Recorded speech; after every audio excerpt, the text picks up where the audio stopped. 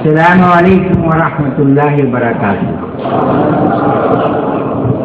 नहमदुहू व नसल्ली अला रसूलिल करीम, अम्मा बाद। मेरे भाइयों, बुजुर्गों, दोस्तों, उम्मत अपनी जिम्मेदारी को भूल गई है और जिसकी वजह से पूरे आलम में परेशानी है, आफतें हैं, बलाएं हैं। बिस्मिल्लाहिर्रहमानिर्रहीम। नहमदुहु व नुसल्ली व नुसल्लिमु अला रसूलिहिल करीम, अम्मा बाद। Bapak-bapak hadirin yang dimuliakan Allah Subhanahu wa taala. Hari ini umat telah melupakan tanggung jawabnya. Karena umat melupakan tanggung jawab, maka di seluruh dunia manusia dalam keadaan kesusahan, datangnya musibah dan bala bencana.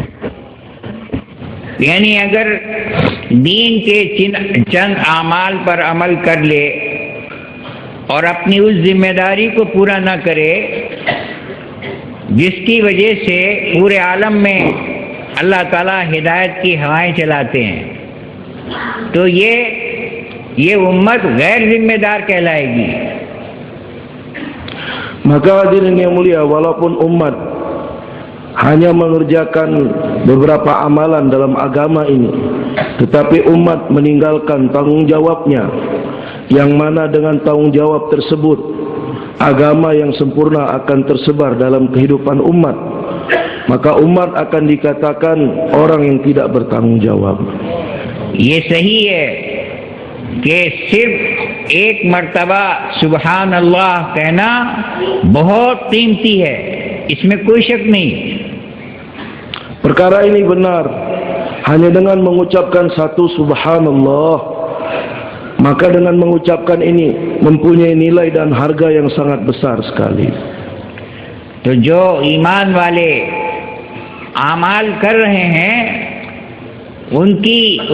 वो कितने अच्छे आमाल कर रहे हैं और कितना अल्लाह ताला को राजी करने वाले आमाल कर रहे हैं। Orang yang beriman dan dia buat amal dengan baik, maka dengan amal dia tersebut dia akan mendapatkan keridhaan Allah Subhanahu wa taala.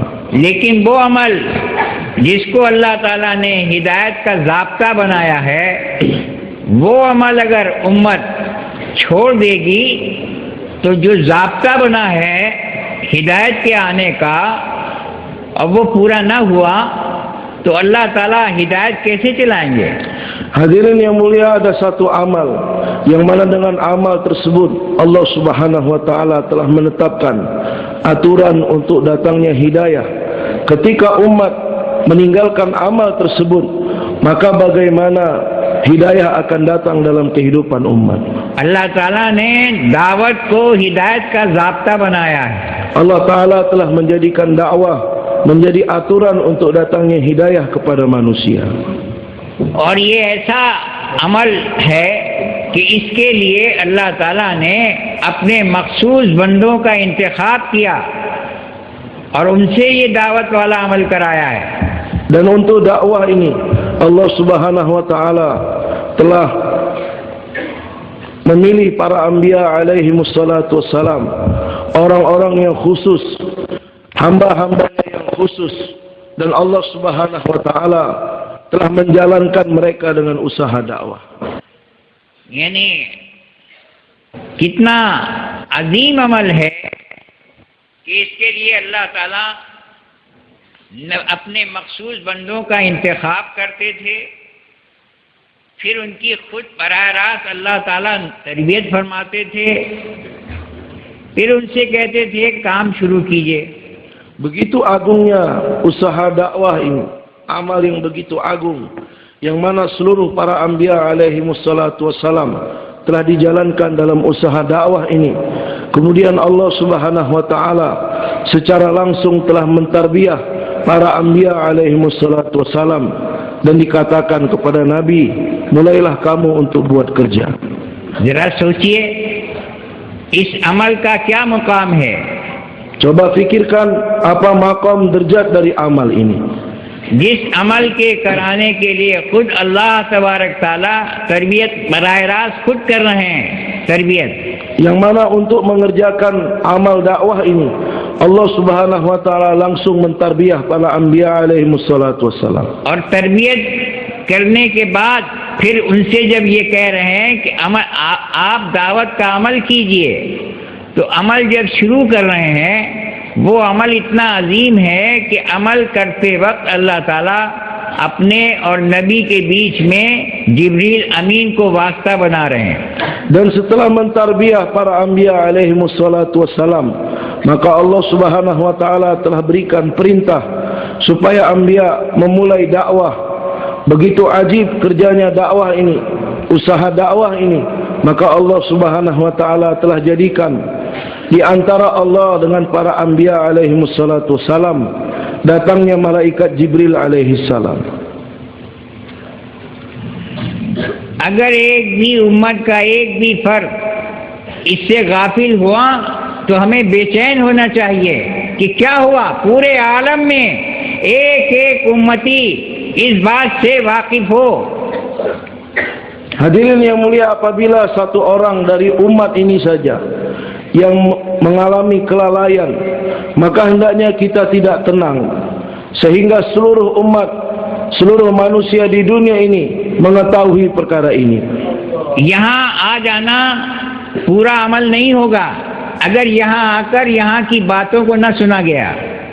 Kalau hanya sekedar datang ke tempat ini, maka amal kita belum sempurna lagi. Kalau kita datang ke tempat ini, kita tidak tawajuh mendengarkan majelis di tempat ini. ये हो रहा, अल्लाह के रास्ते में निकालने की मेहनत हो रही है अल्हम्दुलिल्लाह.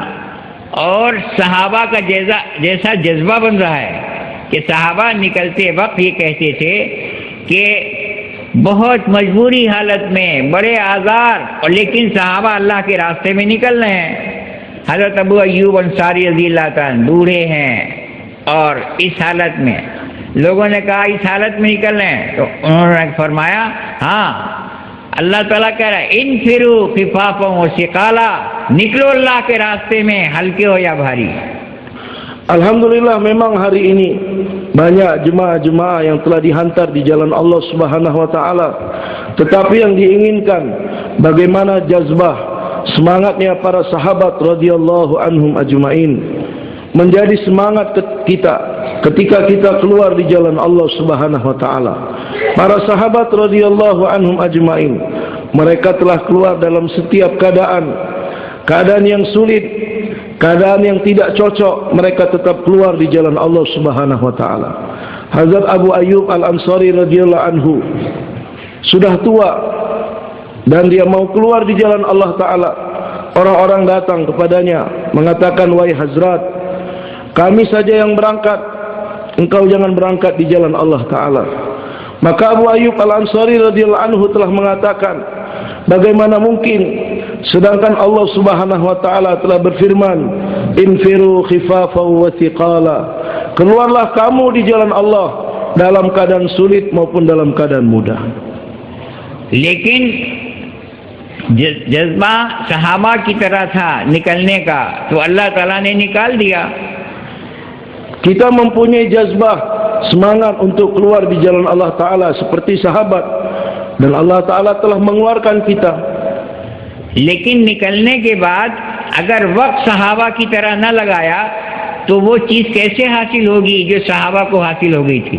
Tetapi setelah kita keluar di jalan Allah, berada di jalan Allah, kita tidak mempergunakan waktu seperti mana para sahabat mempergunakan waktunya, maka bagaimana hasil yang telah didapat oleh para sahabat itu kita akan dapatkan.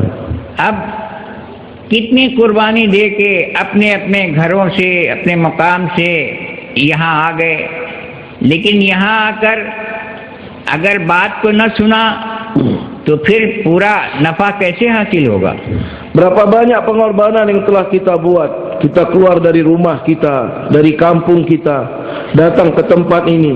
Tetapi setelah datang ke tempat ini, majelis dibuat, kita tidak mendengar dengan tawajuh, kita tidur dalam majelis, bagaimana manfaat kita akan dapatkan? अपनी इस आदत को बदलना है।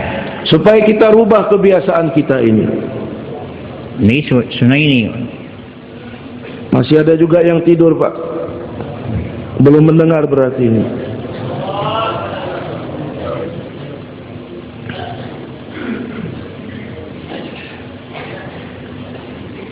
मौलाना यूसुफ साहब रहमतुल्लाह अलैह ने रवानगी के वक्त कहा कि आप जा रहे हैं, आपके साथ में 3 दुश्मन भी जा रहे हैं।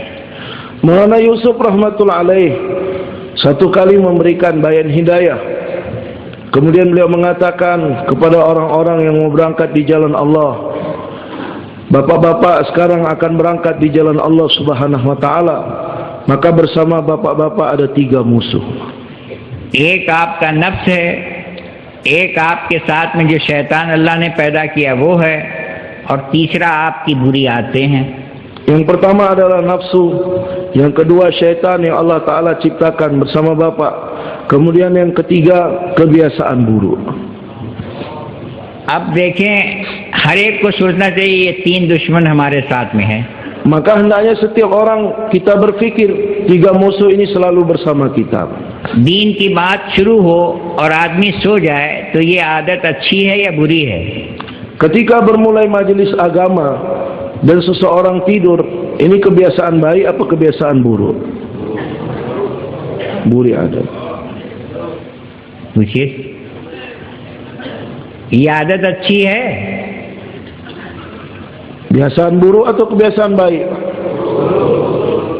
तो इससे क्या करना? इससे जिहाद करना है।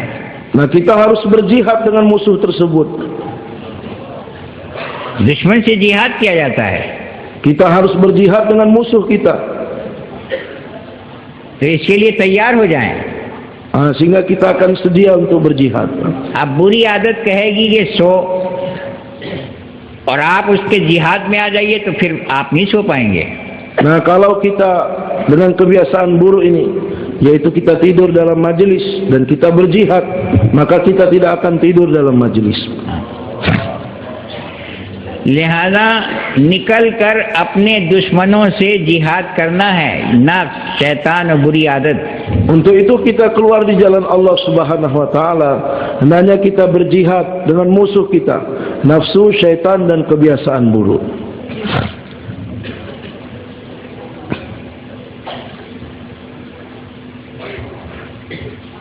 भाई तैयार हैं इसके लिए? Semua bersedia? तो ये तय करें कि हमारे सुनने का भी अंदाज वही होना चाहिए जो सहाबा का था। Maka kita buat keputusan cara kita mendengar dalam majelis seperti mana cara para sahabat mendengar di dalam majelis. सहाबा का अंदाज इसलिए था कि वो नबी पाक सल्लल्लाहु अलैहि वसल्लम की बातों को सुनते थे, तो नबी सल्लल्लाहु अलैहि वसल्लम सामने हैं और नबी की बात सुन रहे हैं, नबी की अजमत है, नबी की बात की अजमत है। Sifat para sahabat ketika mendengar dalam majelis Nabi Sallallahu Alaihi Wasallam, di depan mereka ada Nabi dan mereka mendengar apa yang dikatakan oleh Nabi, ada azmat kebesaran Nabi dalam hati mereka, maka mereka pun mendengarkan dengan azmat, dengan membesarkan apa yang disampaikan oleh Nabi. आप बताओ, अजमत जब नबी की अजमत है तो जैसे नबी की अजमत, नबी की बात की भी अजमत है।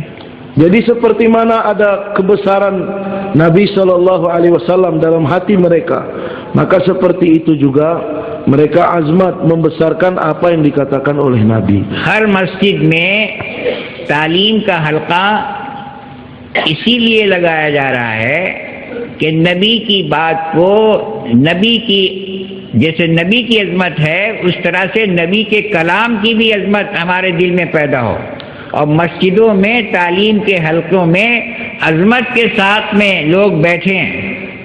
Untuk itu di setiap masjid dibuat halaqah-halaqah ta'lim. Supaya apa?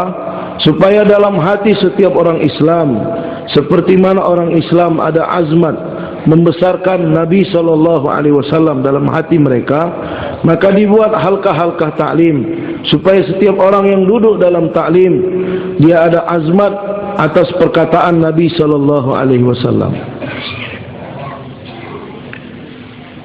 अच्छा, जाहिर हो जाएगा ना कि भाई कौन अजमत से सुन रहा है, कौन, हर आदमी अपना देखे कि मैं अजमत से सुनूं.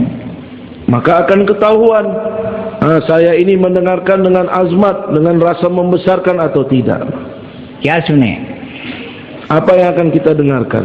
कि अल्लाह ताला ने दावत को हिदायत का ज़ाब्ता बनाया है. Allah Subhanahu wa taala telah menjadikan dakwah menjadi aturan sebab untuk datangnya hidayah. ये बात एक एक मुसलमान के दिलो दिमाग में बैठ जाए कि अल्लाह ताला ने दावत को हिदायत का ज़ाब्ता बनाया है. ज़ाब्ता उसे कहते हैं जो कभी बदले ना. अल्लाह ताला ने हिदायत को दावत के साथ में जोड़ा है. दावत, अल्लाह ताला दावत दिलवाते हैं, अल्लाह ताला फिर हिदायत देते हैं.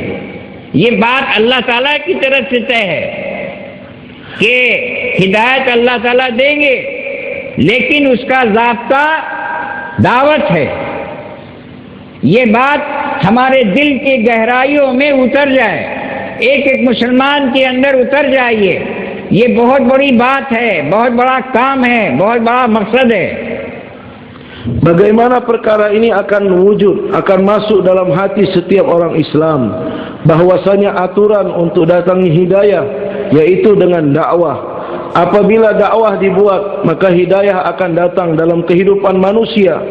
Memang Allah Subhanahu wa taala akan memberikan hidayah, tetapi Allah taala telah menetapkan aturan untuk datangnya hidayah kepada manusia yaitu dengan jalan dakwah. Maka untuk perkara ini, bagaimana kita mengusahakan manusia akan memahami, orang-orang Islam akan memahami dengan benar untuk datangnya hidayah kepada manusia, maka aturannya dengan dakwah.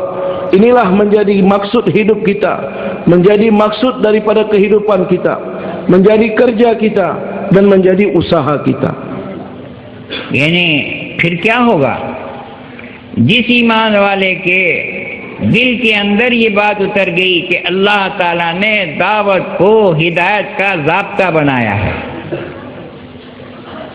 Kemudian bagaimana ketika dalam hati orang yang beriman, hati yang paling dalam, dia telah memahami bahwasanya Allah Subhanahu wa taala telah menetapkan aturan untuk datangnya hidayah yaitu dengan usaha dakwah.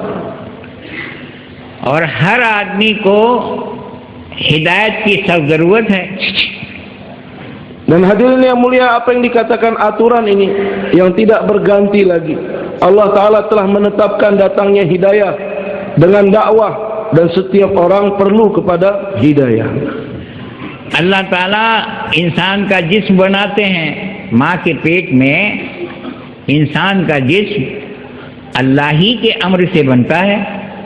Allah Subhanahu wa taala telah menciptakan jasad atau tubuh manusia di dalam rahim seorang ibu, dan dengan amar perintah Allah Subhanahu wa taala manusia pun telah diciptakan. जिस्म बन गया, लेकिन अगर अल्लाह ताला के हुक्म से उस जिस्म में रूह ना पड़े तो वो जिस्म बेकार है.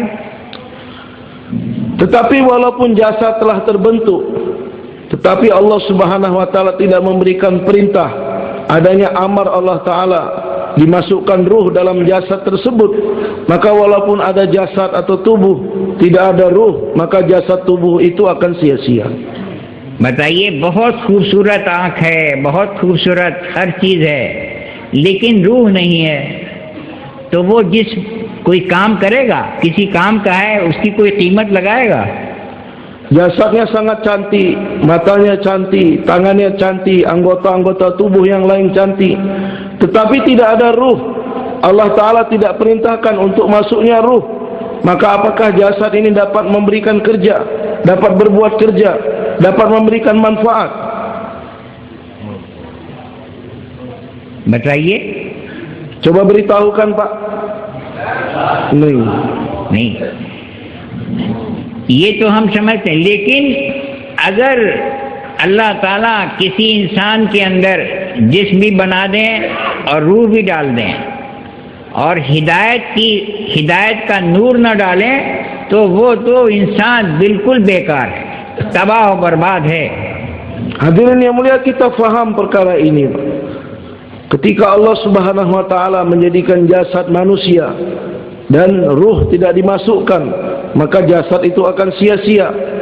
Nah, kalau jasad telah diciptakan Allah, kemudian ruh dimasukkan dalam jasad tersebut, tetapi nur hidayah, cahaya hidayah Allah Ta'ala tidak masukkan ke dalam tubuh manusia tersebut, maka walaupun manusianya ada, tapi manusia itu akan sia-sia dan berbuat kerusakan di muka bumi ini.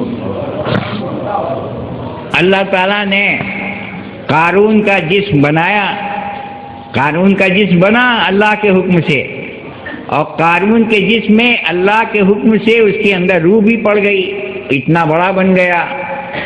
अब वो आदमी बन गया, उसने पूरी कोशिश की, अल्लाह ताला ने उसको बहुत बड़ा मालदार बना दिया।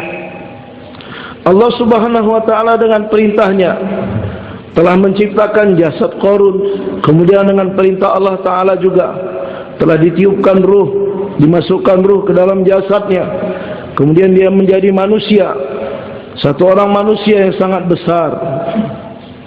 लेकिन अल्लाह ताला ने उसके अंदर हिदायत का नूर नहीं डाला, Tetapi Allah Subhanahu wa taala tidak memasukkan nur hidayah ke dalam dirinya, तो तबाह हो गया वो। maka dia pun telah binasa. तो क्या चीज सबसे ज्यादा जरूरी है? Maka apa perkara yang paling penting sekali?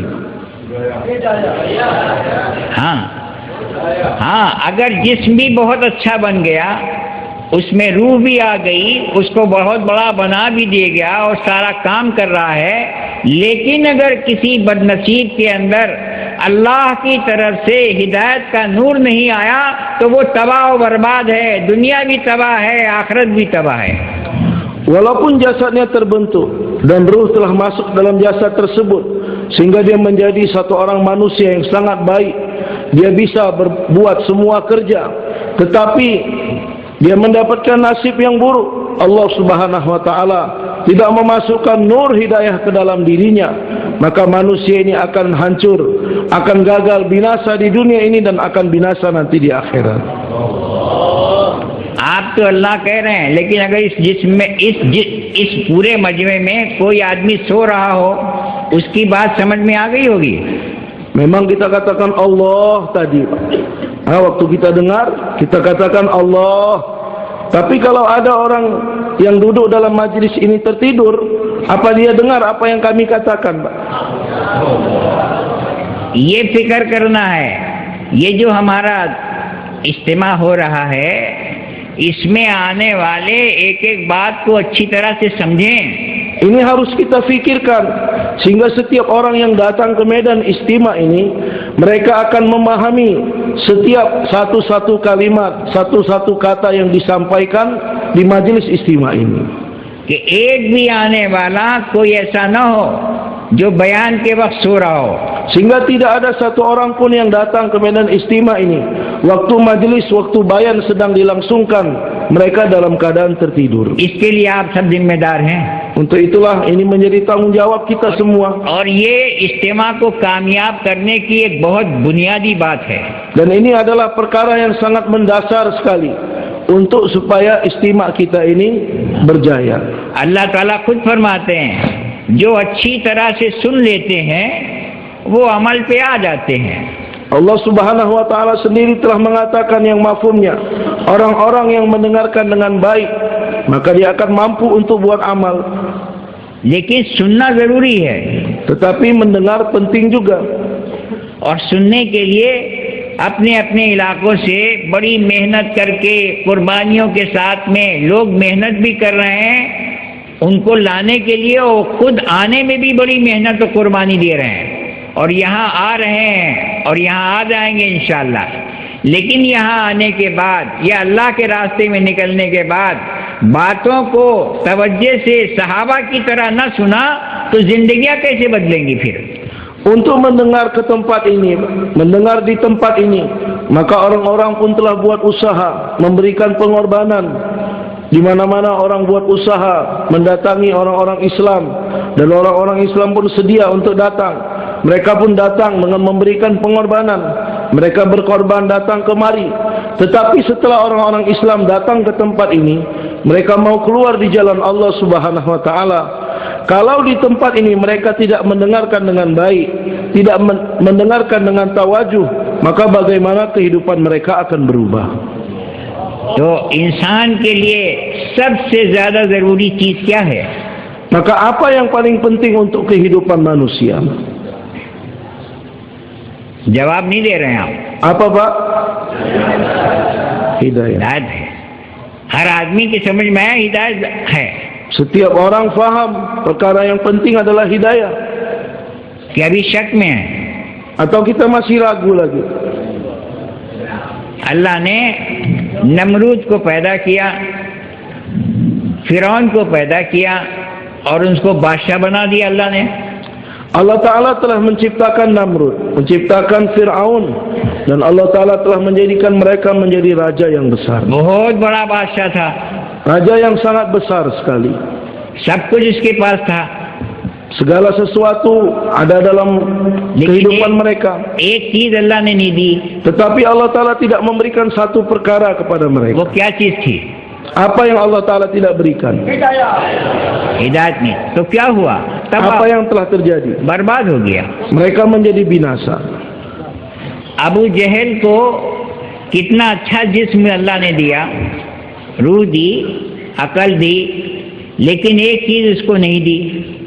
Kepada Abu Jahal Allah Ta'ala memberikan jasad yang sangat baik sekali, dimasukkan ruh dalam tubuhnya, akal diberikan, tetapi satu perkara yang Allah Ta'ala tidak berikan.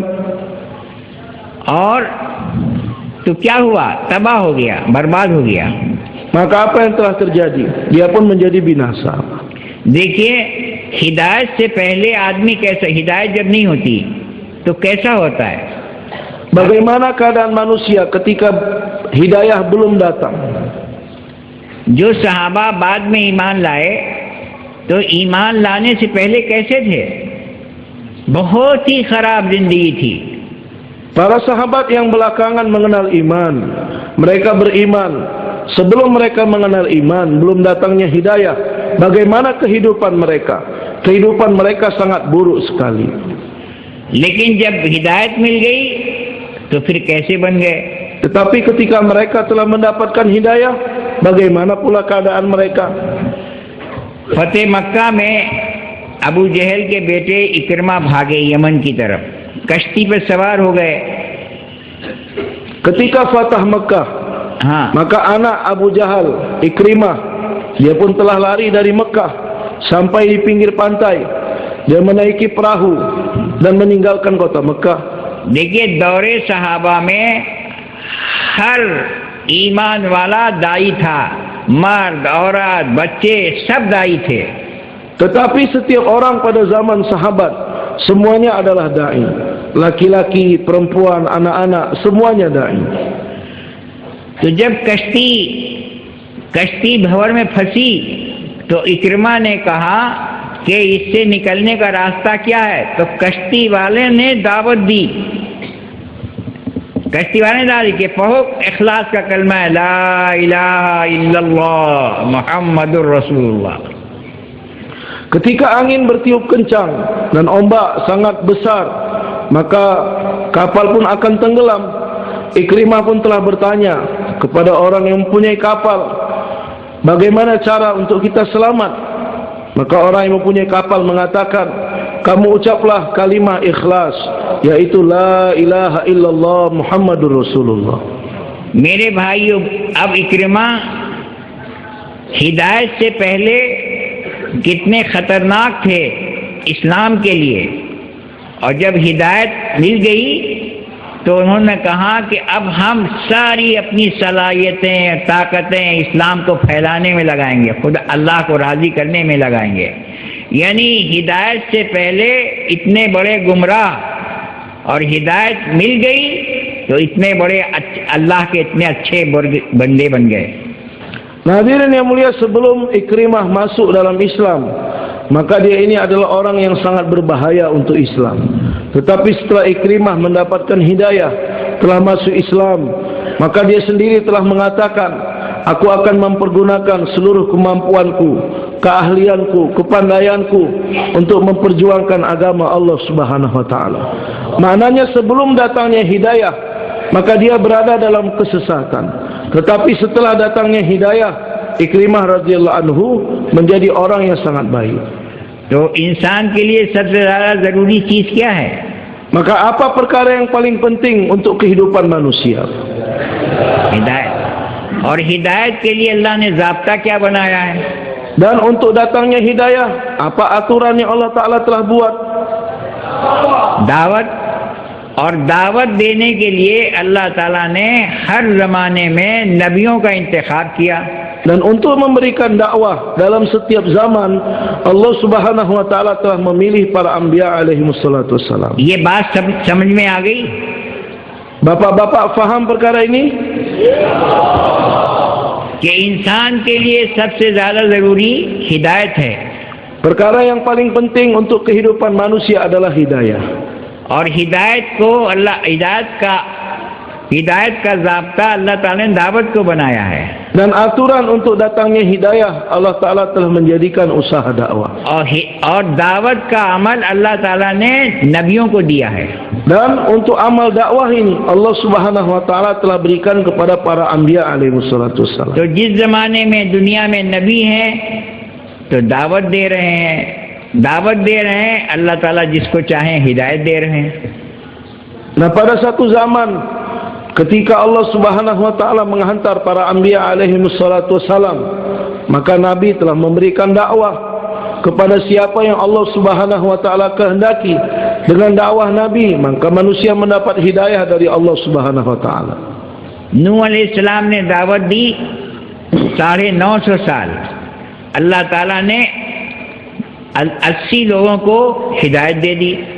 Nabi Nuh alaihissalam telah dihantar Allah Subhanahu wa taala kepada kaumnya 950 tahun. Dengan dakwahnya Nabi Nuh, Allah Taala telah memberikan hidayah kepada 80 orang. और ये 80 के अलावा जितने भी नाफरमान थे उन सबको पानी का अजाब भेजकर सबको खत्म कर दिया. Dan yang selain 80 orang ini, yang mana mereka adalah orang-orang yang tidak taat, orang-orang yang tidak mau beriman, maka Allah Subhanahu wa taala telah menghantar azab air, datangnya banjir yang begitu besar sehingga mereka semua telah ditenggelamkan di dalam air. तो अब तो दुनिया में मुसलमान हैं, लेकिन नबी के जाने के बाद जब नबी का ज़माना थोड़ा सा गुजरा तो फिर लोग गुमराह हो गए. Nah, setelah itu hanya orang-orang Islam yang tinggal di dunia ini, 80 orang Islam bersama Nabi Nuh. Tetapi setelah Nabi Nuh meninggalkan dunia, wafat dari dunia ini, maka orang-orang pun mulai kembali dalam kesesatan. ये गुमराही क्यों आई? Mengapa kesesatan ini datang? क्या हो गया? Apa penyebabnya?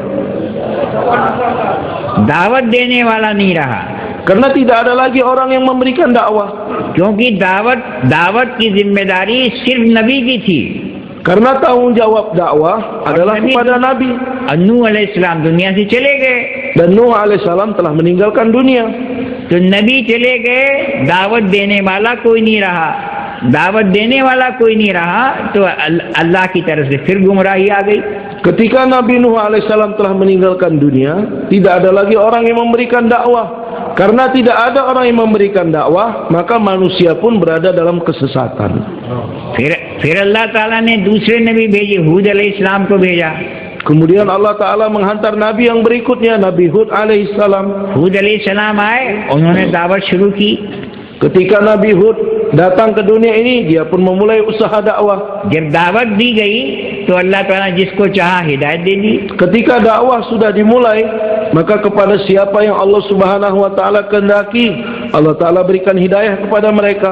इस तरह से आदम अलैहिस्सलाम से लेकर हुजूर पाक सल्लल्लाहु अलैहि वसल्लम तक कितने नबी आए, तो जिस वक्त नबी आए दावत थी तो अल्लाह की तरफ से हिदायत आ रही थी. नबी दुनिया से चले गए, दावत देने वाला कोई नहीं रहा, तो फिर गुमराही आ गई। Nah, begitulah silsilah para anbiya alaihi wassalatu wassalam. Mulai dari Nabi Adam alaihi salam sampai Rasulullah Muhammad sallallahu alaihi wasallam. Berapa banyak pun manusia nabi yang telah datang ke dunia ini, ketika nabi datang memberikan dakwah, maka hidayah datang dalam kehidupan manusia. Tetapi ketika nabi meninggalkan dunia ini, tidak ada dakwah, maka kesesatan telah datang dalam kehidupan manusia. Hazrat Muhammad Mustafa सल्लल्लाहु अलैहि वसल्लम खातिमुन नबीन है, रहमतुल लिल आलमीन है, आपके बाद कोई नबी नहीं आएगा। Nabi Muhammad sallallahu alaihi wasallam adalah penutup para nabi, rahmatan lil alamin, rahmat untuk seluruh alam. Karena Nabi sallallahu alaihi wasallam adalah penutup para nabi, maka tidak akan ada nabi yang datang lagi setelah Nabi sallallahu alaihi wasallam. तो जब नबी नहीं आएंगे तो दावत कौन देगा? Ketika Nabi tidak datang lagi ke dunia ini, maka siapa yang akan memberikan dakwah? ये सोचने की बात है, Ini perkara perlu kita fikirkan. क्योंकि दावत हिदायत का ज़ाब्ता है।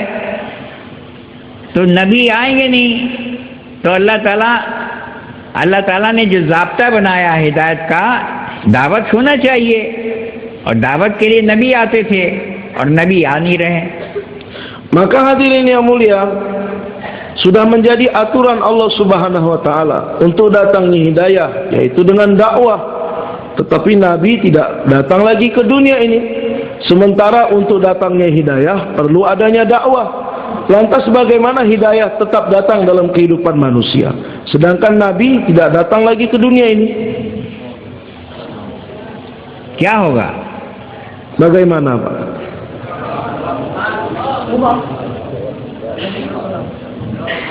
हाँ, ये तो एक आदमी कह रहे हैं, Baru satu orang saja yang menjawab.